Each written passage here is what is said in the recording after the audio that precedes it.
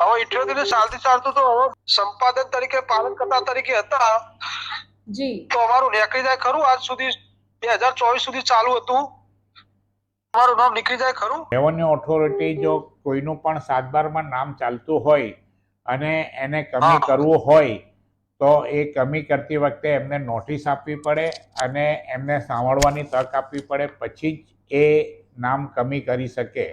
જો આપને નોટિસ આપ્યા વગર અને આપને જાણ કર્યા વગર જો એવી કોઈ નામ કમી કર્યું હોય તો અપીલ રાહે એની મામલતદારે કાઢ્યું હોય તો ડેપ્યુટી કલેક્ટર પ્રાંત અધિકારીને તમે અપીલ કરી શકો અને તમે કહી શકો કે આ જે નામ મારું કમી કર્યું છે તે કાયદાની પ્રક્રિયાનું અનુસરણ કર્યા વગર કર્યું છે, એમ તમે અપીલની રાહે એમાં પગલાં લઈ શકો છો.